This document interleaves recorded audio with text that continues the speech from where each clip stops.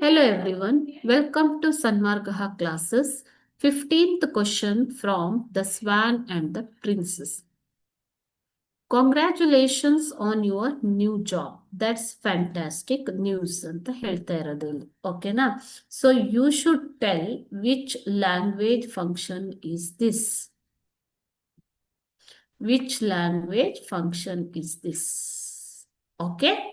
So is it a sympathy, ಏನಾದ್ರೂ ಇಲ್ಲಿ ಬೇರೆಯವರ ಮೇಲೆ ಕರುಣೆಯನ್ನ ತೋರಿಸ್ತಾ ಇದ್ದಾರಾ? ಸಿಂಪತಿ ಅಂತಂದ್ರೇನು? ಕರುಣೆಯನ್ನ ತೋರಿಸುವುದು.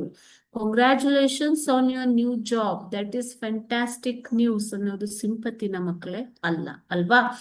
Next apology. ಅಪಾಲಜಿ ಅಂತಂದ್ರೆ ಏನು ಮಕ್ಕಳೇ? ಕ್ಷಮೆ ಕೇಳುವಂಥದ್ದು, ಆಸ್ಕಿಂಗ್ ಸಾರಿ. ಇಲ್ಲೇನಾದ್ರೂ sorry, I did a mistake ಆ ಥರ ಏನಾದ್ರೂ ಇದೆಯಾ?